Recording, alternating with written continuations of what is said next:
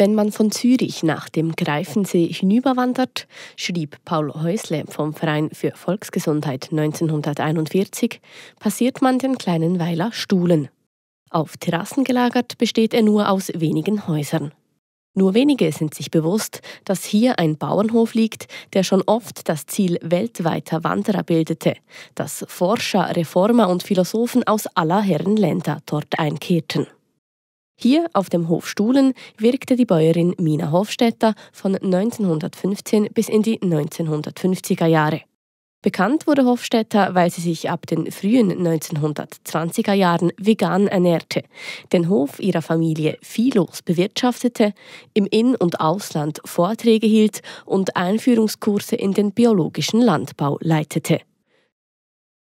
Zudem erläuterte sie ihre Aktivitäten in Briefen, Artikeln und Broschüren, die das Archiv für Agrargeschichte im August 2024 erstmals gesammelt veröffentlicht hat.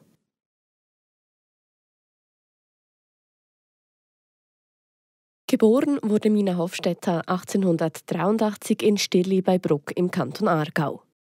Ihr Vater war Fischer und Flößer, die Mutter und die Großmutter bauten Gemüse, Kartoffeln und Getreide an.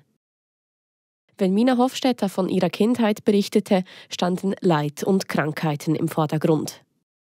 Als Kind habe sie sich immer wieder gefragt: Warum sind wir krank? Warum müssen die meisten Menschen ihr ganzes Leben lang arbeiten und bleiben arm?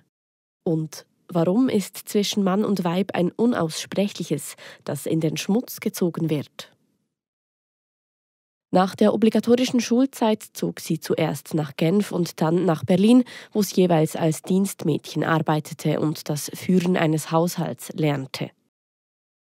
Zurück im Aargau heiratete sie den Schreiner Ernst Hofstetter, mit dem sie 7 Kinder großzog. Im Jahr 1915, mitten im Ersten Weltkrieg, erwarben Hofstetters den Hof Stuhlen, insbesondere weil Mina vermehrt landwirtschaftlich tätig sein wollte. Nach dem Umzug musste ihr Mann sofort wieder in den Aktivdienst der Armee einrücken. Da stand ich nun mit 5 kleinen Kindern, wovon das älteste noch nicht 8, das jüngste 1,5 Jahre alt war. Alle hatten den Keuchhusten. Im Stall brüllten 10 Stück Vieh. Es war Ende Oktober, auf dem Feld waren noch die Runkeln zu ernten, 20 Fuder Mist zu zetteln und noch viel anderes zu tun. Für Mina Hofstetter am schwierigsten waren die Arbeiten im Stall. Ich hatte eine Höllenangst vor den Kühen und bis ich mich getraute, eine Kuh zu melken, zu striegeln und zu füttern, habe ich fast Blut geschwitzt. Die Haltung von Tieren nahm sie als eine Versklavung der Tiere wahr, die zugleich zu einer Versklavung der Menschen führe, weil diese die Tiere täglich mehrmals füttern und betreuen müssten.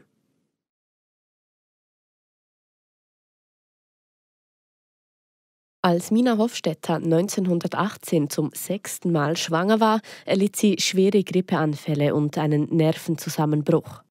Weil ihr keine Medizin helfen konnte, begann sie ihre Ernährung zu hinterfragen. Nach der Lektüre des Buches Moderne Rosenkreuzer von Surya hörte sie auf, Schweinefleisch zu essen. Und die Begegnung mit den Ideen des Lebensreformers Werner Zimmermann hatte zur Folge, dass sie sich mit Rohkost zu ernähren begann. Sie schrieb rückblickend, durch die radikale Umstellung ihrer Essgewohnheiten sei sie in 3 Monaten von einem armen, leidenden Krüppel zu einem gesunden Menschen geworden. Die Rohkost habe sie von einem Lebensmut beseelt, der es ihr ermöglichte, aus dem Schmutz der Viehwirtschaft und aus dem Elend der Sklaverei auszusteigen. Mit Freude und Kraft wandte sie sich der Acker- und Gartenwirtschaft zu. So radikal sich Mina Hofstetters Vorstellungen einer gesunden Ernährung von dem gängigen Essverhalten unterschieden, so umsichtig pragmatisch setzte Hofstetter sie in ihrer Familie um. Begonnen hat sie mit der jüngsten Tochter Elisabeth, die 1923 geboren wurde und später den Metzger Hans Scher heiratete. 1924 schrieb Mina Hofstetter in der Zeitschrift Tao, die von Werner Zimmermann herausgegeben wurde: Gib dem Kind, sobald es Verlangen zeigt, nach fester Nahrung, Früchte zum Lutschen und Kauen, immer mehr und immer öfter. Dann lebt das Kind von Rohkost. Bei den älteren Kindern und ihrem Mann war das neue Ernährungsregime schwieriger umzusetzen. Ernst aß weiterhin Fleisch. Er nahm das Mittagessen in der Regel bei der Familie seines Sohnes Karl ein, mit dem zusammen er eine Schreinerei betrieb.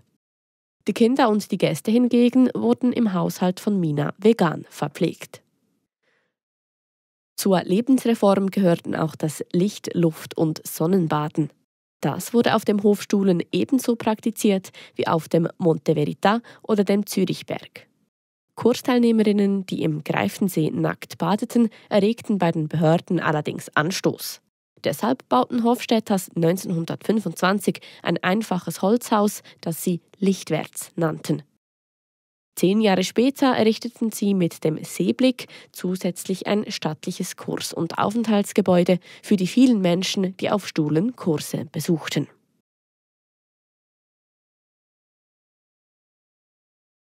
Im Rückblick erschien Mina Hofstädter die Umstellung ihrer Ernährung auf Rohkost als Schlüssel zur Lösung fast aller Probleme.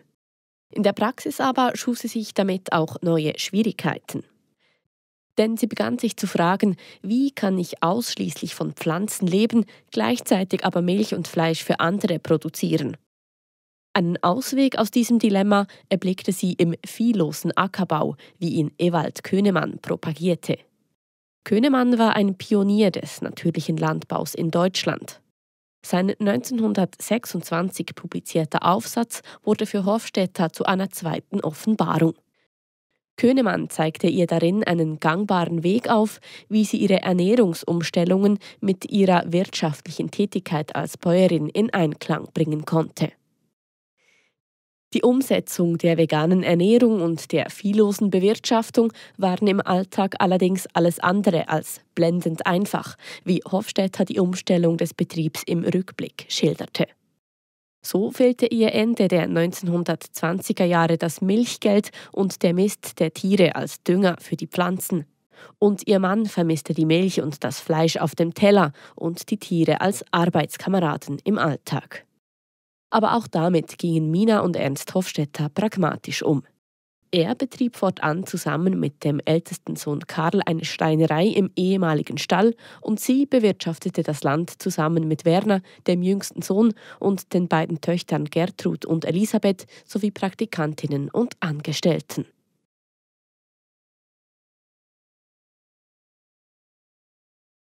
In den 1920er Jahren gab es noch kaum motorisierte Geräte, die sich in der agrarischen Praxis bewährten. Auf viellos bewirtschafteten Höfen mussten deshalb Menschen die schweren Geräte ziehen, die andernorts von Arbeitstieren gezogen wurden.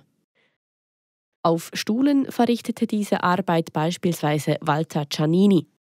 Anders als Mina Hofstädter nahm er die Abwesenheit von Tieren denn auch nicht als Befreiung, sondern eher als Unterjochung von Menschen wahr. Zur Lösung des Zugkraftproblems arbeitete Mina Hofstädter mit dem Ingenieur und Erfinder Konrad von Meinburg aus Basel zusammen. 1928 überließ von Meinburg ihr eine von ihm entwickelte, motorgetriebene Bodenfräse, die sie zur Bodenbearbeitung und zum Ziehen von Lasten einsetzen konnte. Bei Erntearbeiten griff Hofstädter zudem hin und wieder auf Autotraktoren zurück.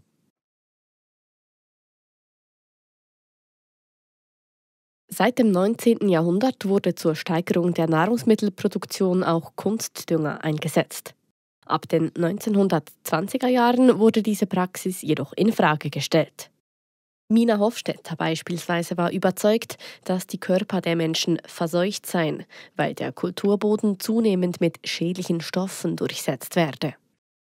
Statt die Pflanzen mit dem Einsatz von Kunstdünger, Jauche und Mist zu ernähren, versuchte sie den Boden mit Gründüngung und Kompost fruchtbar zu machen. Anders als viele, die sich vegan ernähren wollten, plädierte sie auch dafür, die menschlichen Fäkalien zu kompostieren, um die Stoffkreisläufe zu schließen. Mina Hofstädter gehörte in den 1920er Jahren zusammen mit Ewald Könemann zu denjenigen, die den sogenannten natürlichen Landbau entwickelten, der ab den 1930er Jahren zunehmend biologischer Landbau genannt wurde. Innerhalb des Biolandbaus gab es jedoch unterschiedliche Richtungen, die sich klar voneinander abgrenzten. So gehörte der Einsatz von Viehdünger zu den Grundprinzipien der biologisch-dynamischen Wirtschaftsweise, die ebenfalls in den 1920er Jahren entstand und auf den Lehren des Anthroposophen Rudolf Steiner basierte. Auf den Einsatz von Mist setzte man auch im organisch-biologischen Landbau, der in den 1940er und 50er Jahren von Maria und Hans Müller sowie dem Arzt Hans-Peter Rusch geprägt wurde. Allen Richtungen des Biolandbaus gemeinsam war die Überzeugung, gesündere Lebensmittel zu erzeugen, als dies in der herkömmlichen Landwirtschaft geschehe. In dieser wurden zunehmend Kunstdünger und chemisch-synthetisch hergestellte Pflanzenschutzmittel eingesetzt, um mit weniger Arbeitskräften mehr und billiger produzieren zu können. Das Versprechen, gesündere Lebensmittel zu produzieren, brachte den Biolandbau jedoch in Konflikt mit den Bundesbehörden. Denn diese waren überzeugt, mit dem schon im 19. Jahrhundert begonnenen Aufbau einer umfassenden Lebensmittelkontrolle sicherstellen zu können, dass alle in den Verkauf gelangenden Lebensmittel hygienisch einwandfrei waren und somit ohne Bedenken konsumiert werden konnten. Deshalb versuchte die Lebensmittelkontrolle zu verhindern, dass Bioprodukte als besonders gesunde Produkte angepriesen wurden.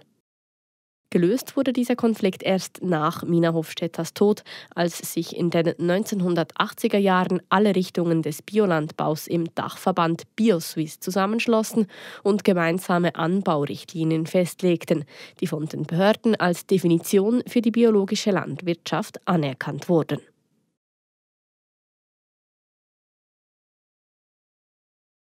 Der Hof Stuhlen war eingebettet in ein Netzwerk, das vor allem aus Personen und Institutionen der Lebensreform und der Freiwirtschaftsbewegung bestand. Dazu gehörten auch Repräsentanten staatlicher Versuchsanstalten und landwirtschaftlicher Schulen sowie am biologischen Landbau Interessierte aus dem In- und Ausland.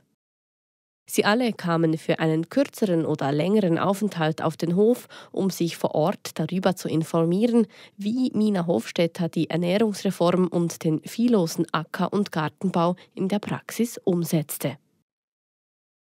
Die ersten Kurse auf Stuhlen fanden 1922 statt.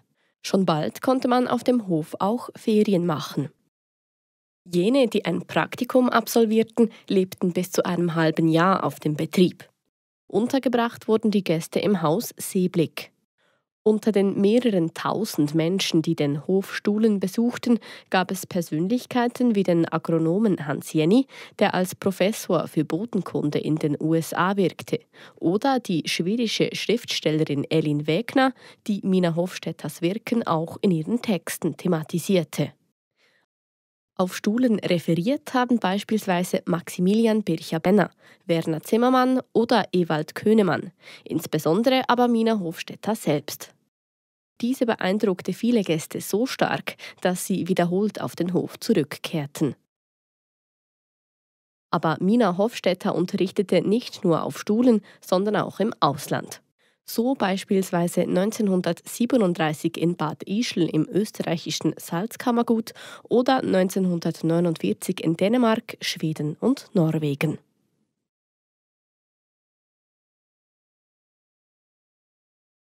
1935 wurde in Genf die Women's Organization for World Order, kurz WOWO, gegründet. Bei der Gründungsversammlung der Frauenorganisation für eine neue Weltordnung machte die Schriftstellerin Hedwig Annala die österreichische Autorin und Menschenrechtsaktivistin Anna-Helene Askanasi-Mahler auf eine Bäuerin aufmerksam, die Bücher über Land- und Bodenreformen geschrieben habe. Damit gemeint war Mina Hofstetter, über die Askanasi Zusätzliches von der Journalistin Elisabeth Tommen erfuhr. Tommen war als Berichterstatterin zum WOWO-Kongress in Genf angereist und verließ ihn als Aktivistin. Ein halbes Jahr später, im März 1936, besuchte Askanasi Mina Hofstetter erstmals auf Stuhlen, wo ihr das Essen vortrefflich schmeckte, vor allem das Brot. Sie habe in der Schweiz eine Reformbäuerin entdeckt, schrieb Askanasi an die Schriftstellerin Elin Wägner. Da habe ich eine Frau in der Schweiz ausgegraben, die eine einfache Bäuerin mit 7 Kindern ist und aber gar nicht so einfach ist, denn sie hat ohne irgendetwas je von Matriarchat gehört zu haben, aus innerster Initiative angefangen, den Boden nach uralt matriarchalen Riten zu bearbeiten. Hofstetter richte Anbau und Ernte nach dem Mond, dünge nicht mehr mit Viehdünger, habe die Viehwirtschaft überhaupt abgeschafft und mache nur noch Gründüngung. Sie pflüge nicht mehr, hacke die Erde nur noch und erziele damit fabelhafte Resultate, fasste Askanasi ihre Eindrücke zusammen. Gleichzeitig lud sie Hofstetter zum nächsten WoWo-Kongress ein. Diese sei überglücklich, dass sie die WoWo gefunden habe, schrieb Askanasi über Hofstetter. Am 3. WoWo-Kongress, der 1937 in Bratislava stattfand, war Mina Hofstetter die Hauptrednerin. Sie erklärte, heute herrsche in den Teilen der Erde, die sich kultiviert nennen, der Machtwille des Mannes. Menschen, insbesondere Frauen mit sehenden Augen und fühlendem Herzen, könnten deshalb nicht länger untätig bleiben. Sie müssten versuchen zu handeln, diesen Zuständen, die alle ins Verderben führten, ein Ende setzen. Im März 1938 musste Askanasi aus Wien flüchten. Weil sie in der Schweiz keine Aufenthaltsbewilligung erhielt, emigrierte sie im Herbst mit ihren Töchtern nach Kanada. Dort half sie vielen anderen jüdischen Personen auf der Flucht bei der Einreise. Zusammen mit Exponentinnen der WoWo plante sie zudem die Errichtung einer Matriarchatssiedlung, in der die Frauen das Sagen haben sollten. Als Haupt des Clans sah Askanasi Mina Hofstetter vor. Diese war begeistert und schrieb an Askanasi: „Das muss ein Leben werden, vorbildlich für die ganze Welt.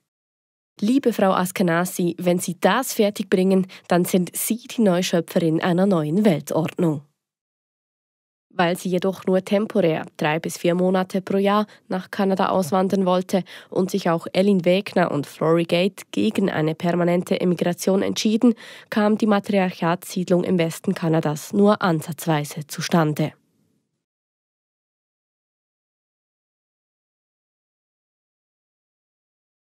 Während des Zweiten Weltkrieges wurde es ruhiger auf dem Hofstuhlen, wo viele Gäste aus dem Ausland ausblieben. Aber gegen Ende des Krieges war Mina Hofstetter schon wieder voller Pläne. Nun wollte sie den Hof zu einem Ort machen, wo all jene sich Kraft und Gedanken holen können, die sich für die wahre Verbrüderung und den Völkerfrieden einsetzen wollten. 1945 arbeitete sie zudem an einem Kulturfilm mit dem Titel „Über ein neues Bauerntum zu einem neuen Menschentum". Doch nach dem Krieg verlor Mina Hofstetter den Anschluss an die neu entstehenden Organisationen im Biolandbau und in der Frauenbewegung. Als 1947 auf ihrem Hof die Genossenschaft für biologischen Landbau gegründet wurde, engagierte sich Hofstetter auch deshalb nicht mehr in der neuen Organisation, weil diese sich nicht für einen rigoros viehlosen Landbau entschied. Nach einer längeren Reise nach Skandinavien, wo sie auch Vorträge hielt und Landbaukurse erteilte, übergab Mina Hofstetter den Hof 1950 ihrem Sohn Werner und dessen Frau Elisabetha. Zusammen mit Ernst, der die Schreinerei gleichzeitig seinem Sohn Karl übergab, lebte Mina Hofstetter bis zu ihrem Tod im Seeblick.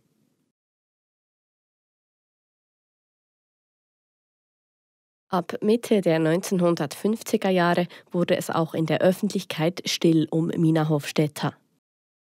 1963 erschien anlässlich ihres 80. Geburtstages zwar noch ein kurzer Artikel in der Zeitschrift des Vereins für Volksgesundheit. Aber nach ihrem Tod im Dezember 1967 druckte nicht einmal mehr die Volksgesundheit einen Nachruf ab. Neu entdeckt wurde sie von der Biobewegung Anfang der 1990er Jahre. In den letzten 2 Jahrzehnten wurde Mina Hofstetter zusammen mit anderen Pionierinnen des biologischen Landbaus auch in der Agrargeschichte thematisiert. Mit der Publikation ihrer Texte und Korrespondenz parallel zu diesem Videoessay wird die eigensinnige Bäuerin vielleicht auch für die allgemeine Geschichtsschreibung und die Geschlechterforschung zu einem Thema.